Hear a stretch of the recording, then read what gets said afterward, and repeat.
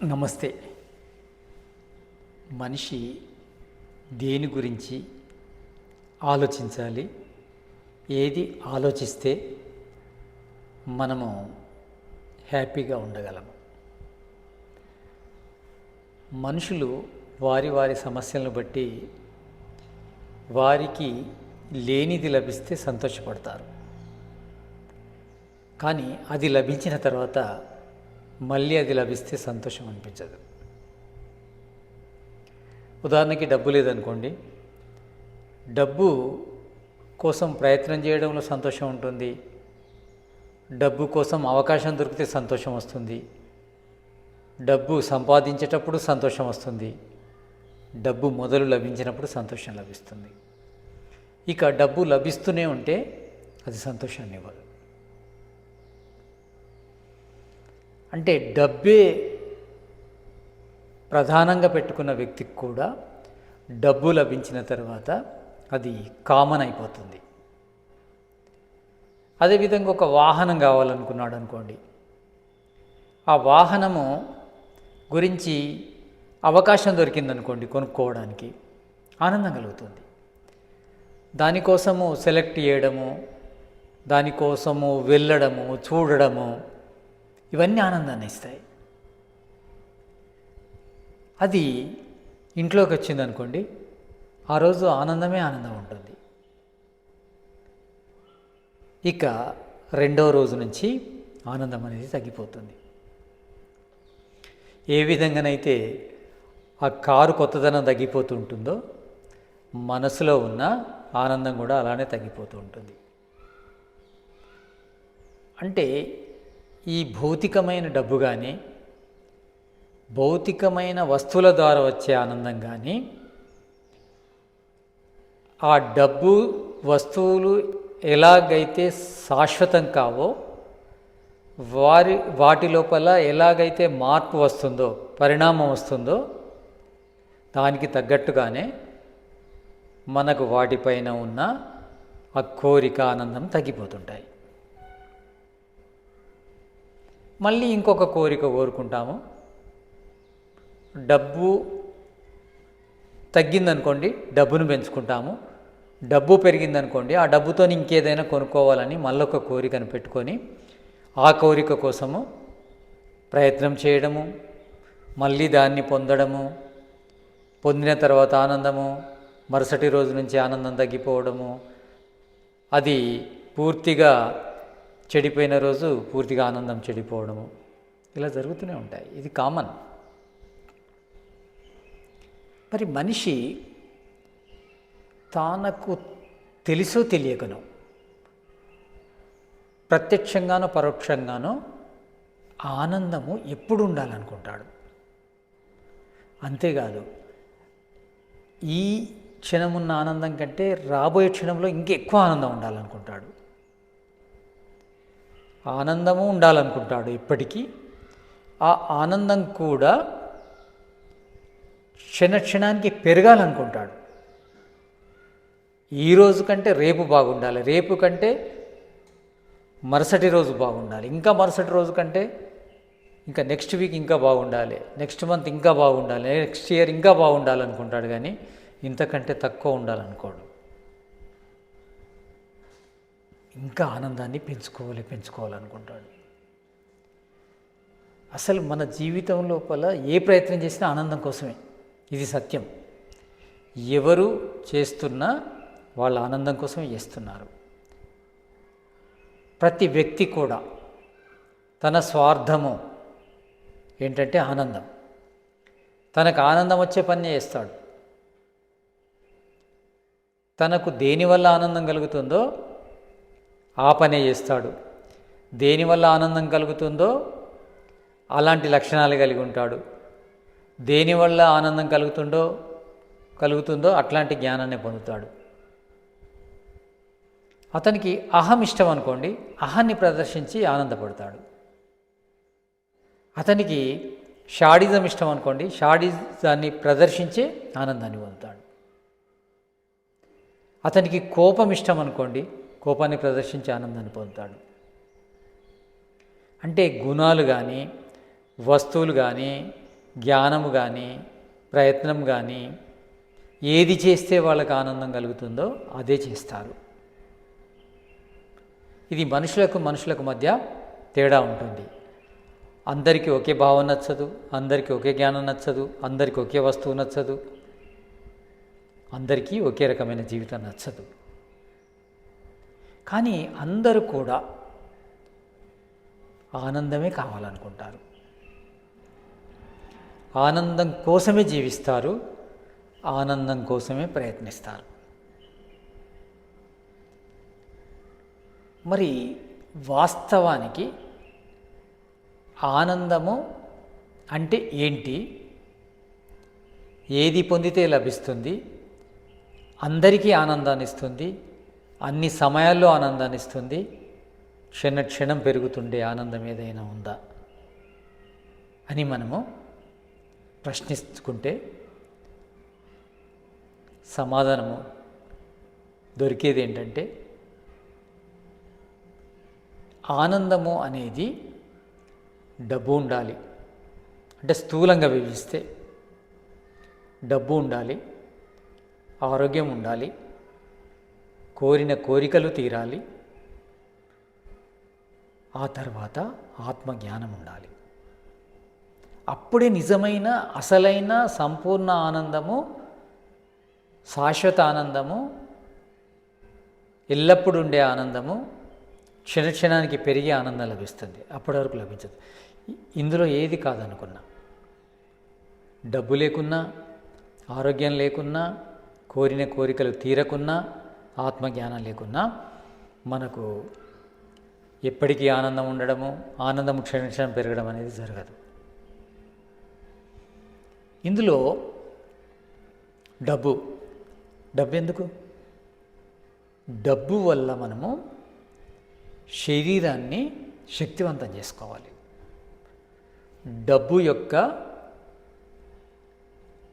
సద్వినియోగం అంటే, డబ్బును పూర్తి సద్వినియోగం చేసుకోవాలంటే, డబ్బును అన్నిటికంటే గొప్ప విషయంలో ఖర్చు పెట్టాలంటే అది ఆరోగ్యం కోసమే.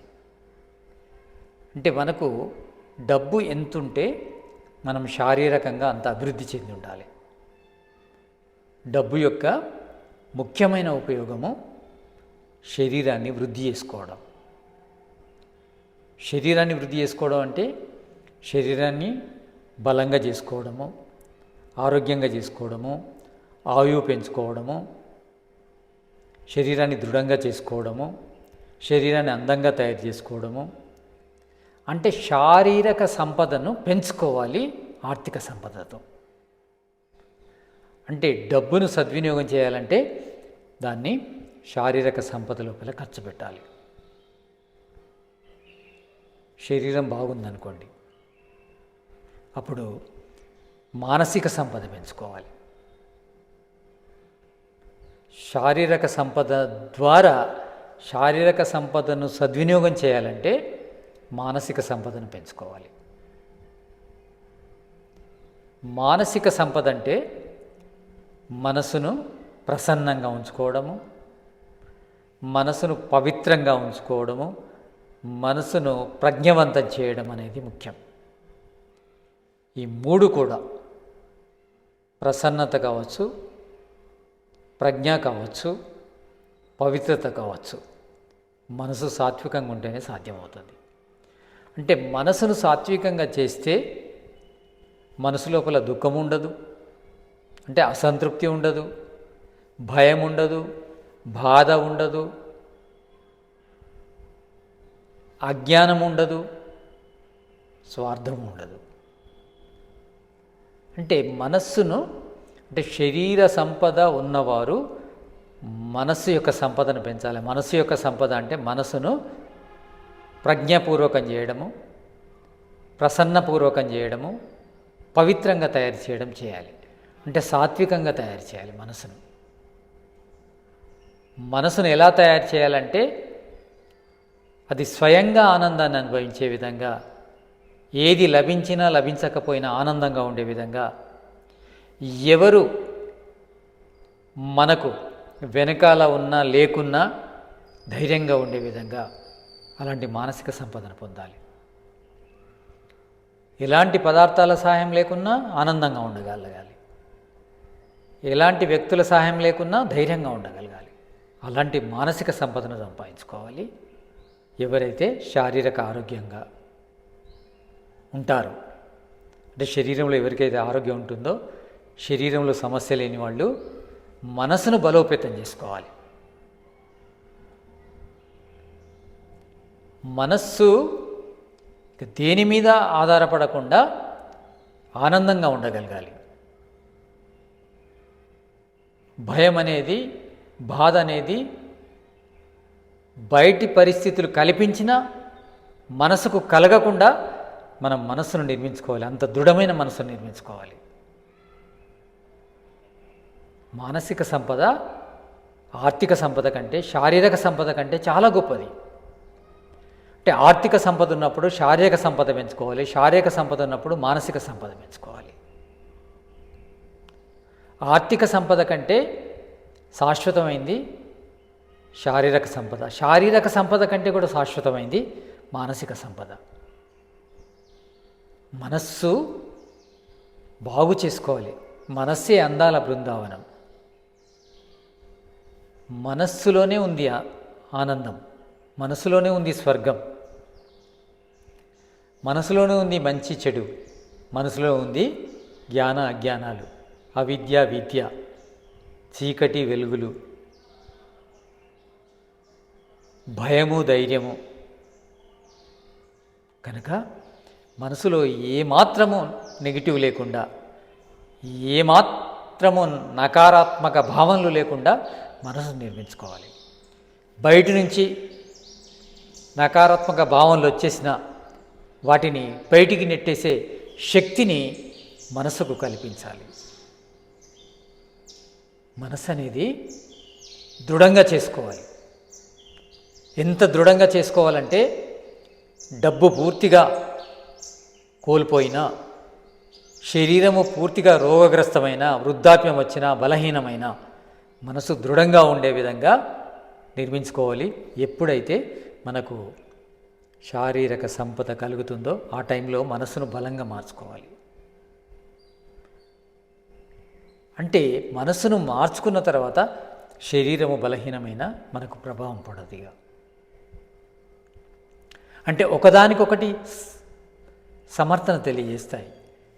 డబ్బు ఉన్నప్పుడు ఏం చేసుకోవాలి? శరీరం యొక్క బలాన్ని పెంచుకున్నాం అనుకోండి, డబ్బు పోయినా కానీ ఆ శారీరక బలంతో మళ్ళీ డబ్బును సంపాదించుకోగలం.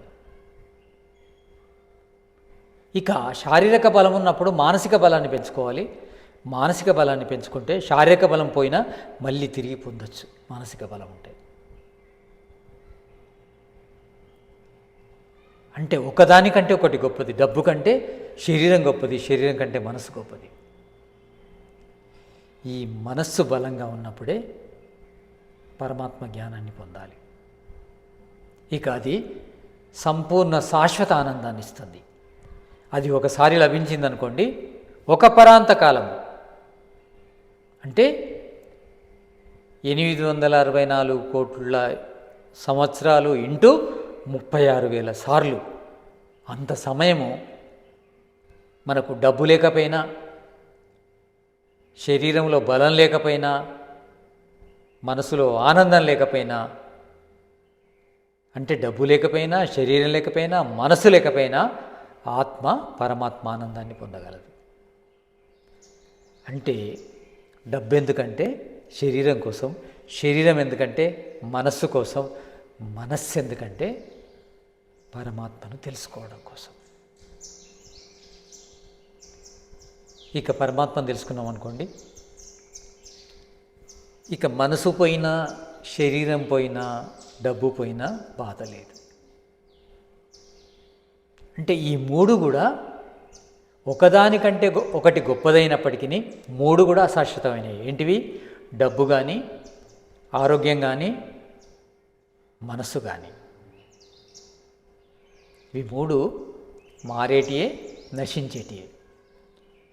ఇక మారనిది, నశించనిది అంటే ఆత్మస్థితిని పొంది పరమాత్మ ఆనందాన్ని పొందడమే. కానీ పరమాత్మ ఆనందాన్ని పొందడం కోసము మూడు అవసరమే. డబ్బు అవసరమే. డబ్బు ఎందుకు అవసరం? ఈ శరీరం జీవించాలంటే ప్రకృతి నుంచి కావాల్సినవి తీసుకోవాలి. ప్రకృతి నుంచి కావాల్సినవి తీసుకోవాలంటే మనకు డబ్బు ఉండాలి. ఈ శరీరం బాగుంటేనే మనసును సాత్వికంగా తయారు చేసుకోవచ్చు. రోగగ్రస్తమైన శరీరం లోపల సాత్వికమైన మనసు ఏర్పడదు.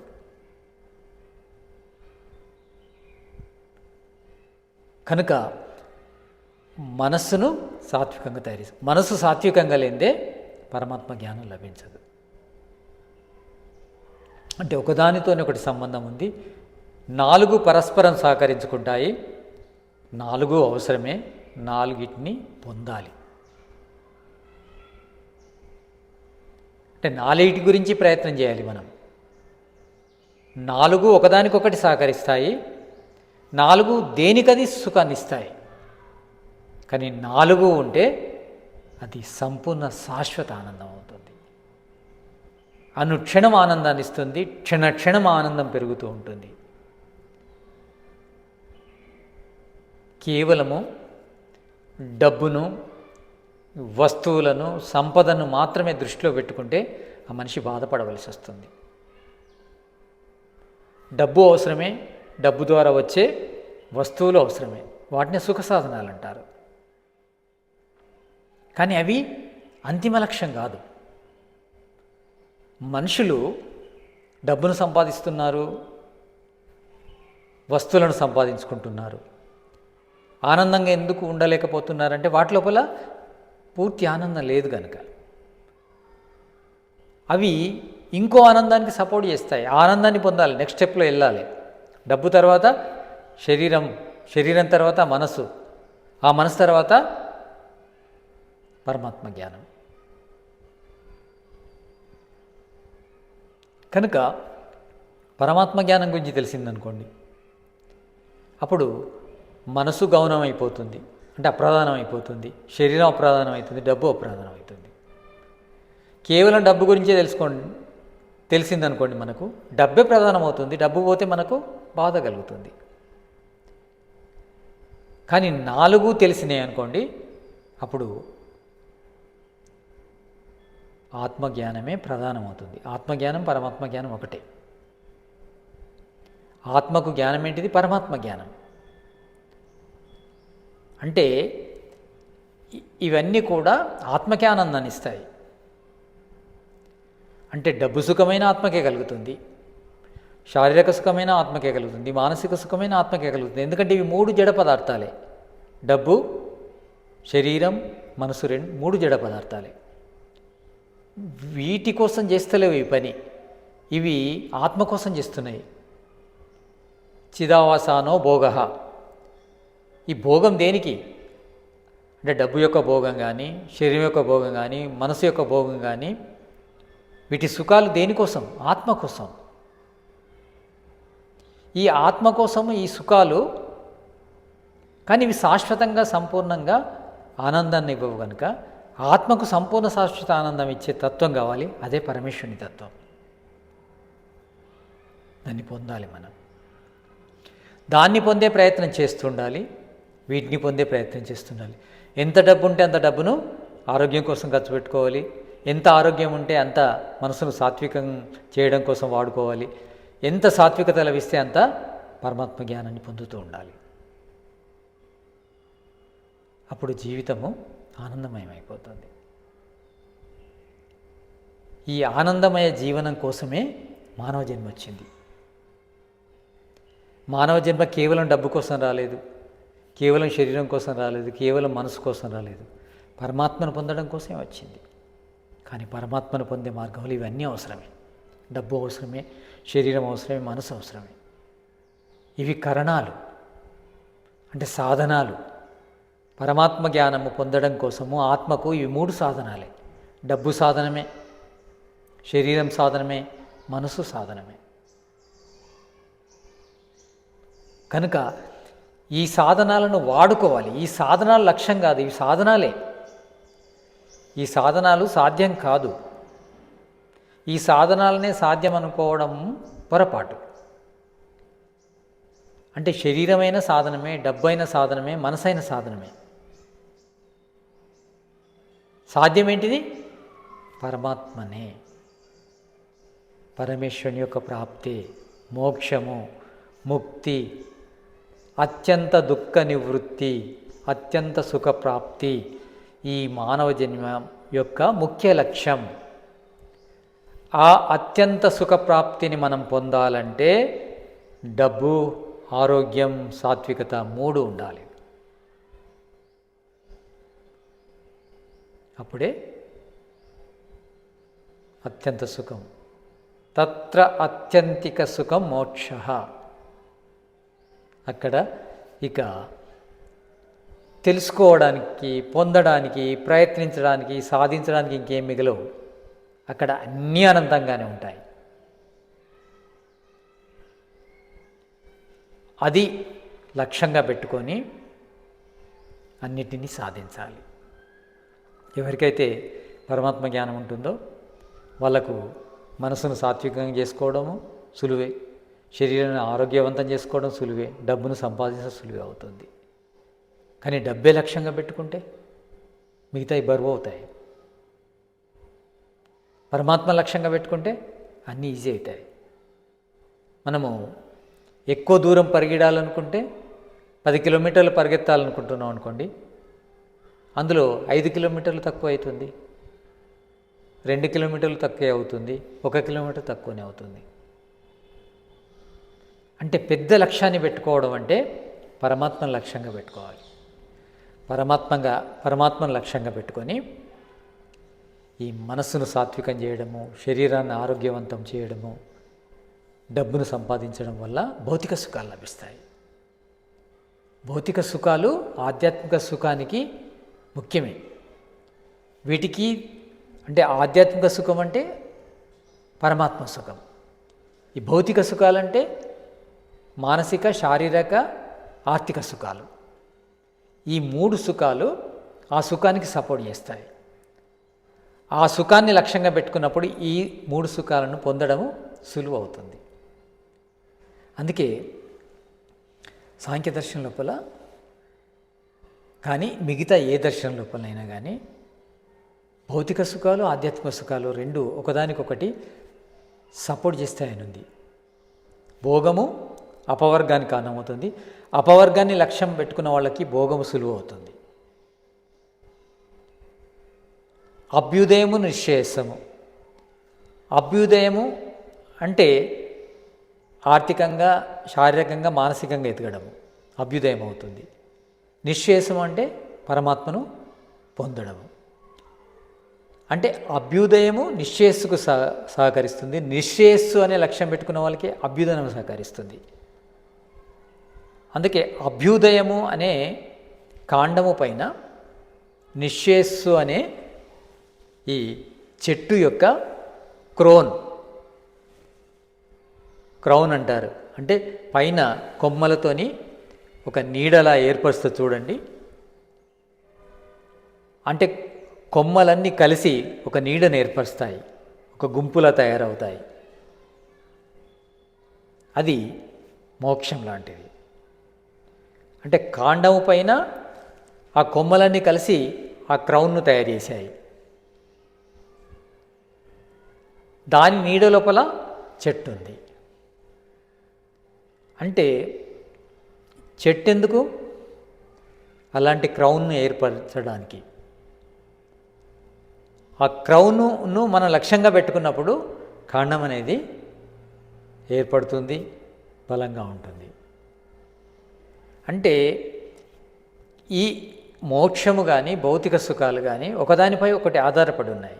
కానీ మోక్షాన్ని లక్ష్యంగా పెట్టుకున్నప్పుడు భౌతిక సుఖాలు పొందడం ఈజీ అవుతుంది, భౌతిక సుఖాలు పొందితేనే మోక్షాన్ని పొందడం సులువు అవుతుంది.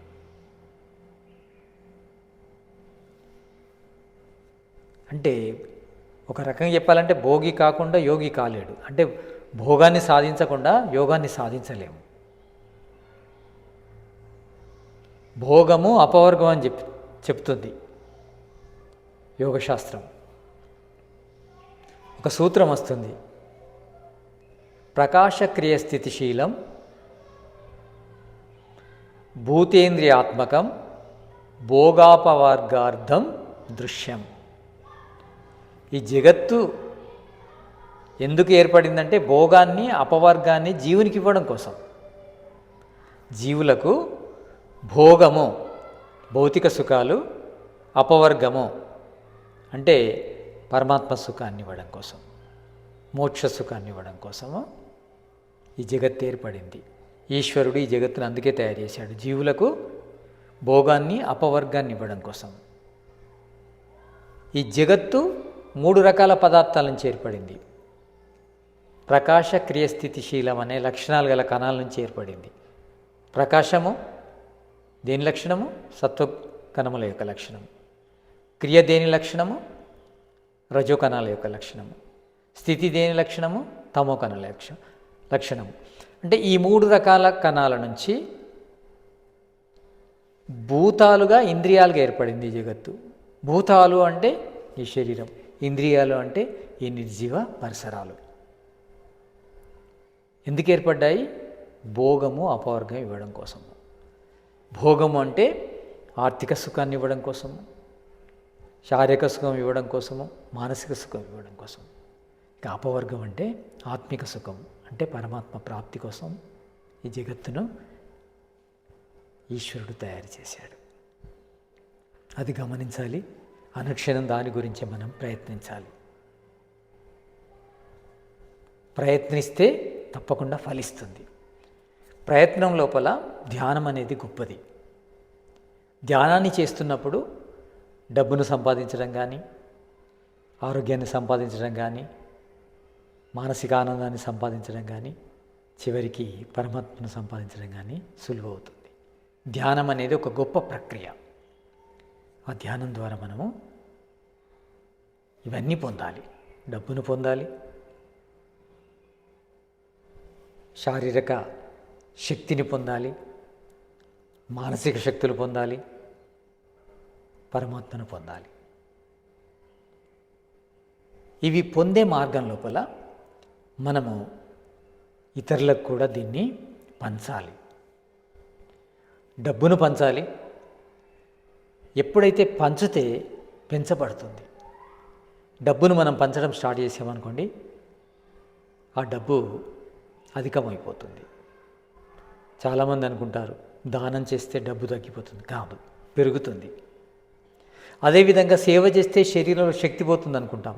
పోదు, శక్తి పెరుగుతుంది. అదేవిధంగా ఇతరులకు సంతోషాన్ని ఇస్తే మానసిక బలాలు పెరుగుతాయి. ఇక ఆధ్యాత్మిక జ్ఞానాన్ని కూడా ఇతరులకు పంచడం ద్వారా ఈశ్వర ప్రాప్తి మనకు సులువుగా తొందరగా జరుగుతుంది. కనుక ప్రతిదాన్ని మనము పొందగానే ఇతరులకు ఇవ్వడానికి ప్రయత్నం చేయాలి. ఎందుకంటే వాళ్లకు మనలాగా సాధ్యం కాకపోవచ్చు.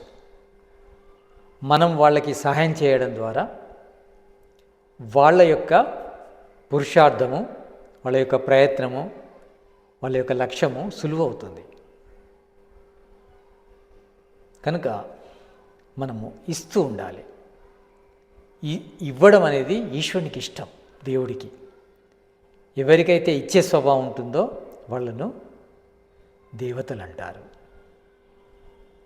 జగత్తులోని ప్రతి పదార్థానికి ఇచ్చే స్వభావం ఉంది. ఏ పదార్థం తన కోసం ఏర్పడలేదు, జీవుని కోసం ఏర్పడ్డది. జీవునికి ఇవ్వడానికే ప్రతి పదార్థము ప్రయత్నిస్తుంది. సంఘాత్ పరార్ధ్వాత్ పురుషస్య, సంఘాత్ పరార్ధ్వాత్ పురుషస్య అంటే ఈ ఏర్పడ్డ జగత్తు, కార్యరూపంలో ఉన్న ఈ జగత్తు అంతా కూడా, అంటే ఇవన్నీ కూడా ఏర్పడ్డ పదార్థాలే. సూర్యుడు, చంద్రుడు, వాయువు, ఇవన్నీ నిర్మించబడ్డ పదార్థాలు. సత్, రజో, తమో కణాలనే కారణ పదార్థాల నుంచి ఈశ్వరుడు ఈ కార్యపదార్థాన్ని తయారు చేశాడు, ఈ కనిపించే జగత్తును. ఈ కార్యపదార్థం అంటే సంగాత్. సంగత్ పరార్ధ్వాత్ పురుషస్య అంటే పరుల కోసమే. పరులు ఎవరు? జీవుల కోసం. ఈ జగత్తంతా ఏర్పడింది జీవుల కోసమే. ఆ ఈశ్వరుడు లోకవత్ క్రీడా కైవల్యం, ఇది ఎందుకు ఇచ్చాడంటే జీవుల ఆనందం కోసం ఇచ్చాడు, జీవుల క్రీడ కోసం ఇచ్చాడు, జీవులకు కైవల్యం రావడం కోసం ఇచ్చాడు. ఈశ్వరుడు దయాళువు, న్యాయకారి కనుక ఎప్పుడు జీవులకు సుఖాలు ఇవ్వాలనుకుంటున్నాడు. దేవుడి యొక్క వృత్తి ఏంటిది? సుఖాన్ని తయారు చేయడమే. జీవులకు ఎప్పుడూ సుఖాన్ని తయారు చేస్తూ ఉంటాడు. భౌతిక సుఖాలను, ఆధ్యాత్మిక సుఖాలను, సుఖాలను, దివ్య సుఖాలను. కనుక మనము అంటే జగత్తు యొక్క మనము ఆదర్శాన్ని తీసుకున్న, ఈశ్వరుడు యొక్క ఆదర్శాన్ని తీసుకున్న మనకు ఇచ్చే గుణం ఉండాలి. ఆ ఇచ్చే గుణం ఎవరికైతే ఉంటుందో వాళ్ళకే ఈశ్వరుడు కానీ జగత్తు కానీ సహకరిస్తుంది.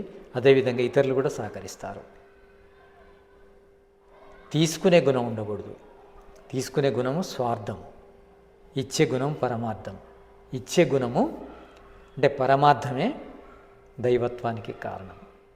ఎవరైతే దైవత్వాన్ని కలిగి ఉంటారో వాళ్ళే బ్రహ్మత్వాన్ని పొందగలరు. కనుక ఇచ్చే స్వభావాన్ని కలిగి ఉండాలి. డబ్బునైనా ఇచ్చే స్వభావము, సేవనైనా చేసే స్వభావము, ఇతరులను సంతోషపెట్టే స్వభావము, ఇతరులకు ఆధ్యాత్మిక జ్ఞానాన్ని అందించే ప్రయత్నం. అన్నిటికంటే గొప్ప పుణ్యకార్యాలు ఇవి. మన లోపల ఏది లభించినా అది ఇతరులకు ఇచ్చినప్పుడు ఈశ్వరుడు సంతోషపడి మనకు దాన్ని రెట్టింపు చేస్తాడు. మనము మన లక్ష్యాలను తొందరగా సాధించగలము. కనుక మనము డబ్బును సంపాదించుకుంటూ, ఆరోగ్యాన్ని సంపాదించుకుంటూ, మానసిక సంపదలను సంపాదించుకుంటూ, పరమాత్మను పొంది ఇతరులకు కూడా వీటిని అందించే ప్రయత్నం చేయాలి. అదే మనందరి లక్ష్యం కావాలి. అందరికీ ఇదే లక్షణం ఉంటే అందరి గుణకర్మ స్వభావాలు ఒకటే ఉంటాయి. అందరి గుణకర్మ స్వభావాలు ఒకటిగా ఉన్నప్పుడు అందరూ కలిసి ఉంటారు. అందరి మధ్య మంచి సంబంధం ఏర్పడుతుంది. సంగచద్వం సంవదద్వం సంవో మనాంసి జానతాం దేవాభాగం యథాపూర్వే సంజానాన ఉపాసతే. అంటే అప్పుడు మనుషులందరూ కలిసి నడుస్తారు, కలిసి మాట్లాడతారు, కలిసి ఆలోచిస్తారు. అందరి బాట ఒకటవుతుంది, అందరి మాట ఒకటవుతుంది, అందరి ఆలోచన ఒకటవుతుంది. అప్పుడే ఈ ప్రపంచమంతా ఒక కుటుంబం అవుతుంది.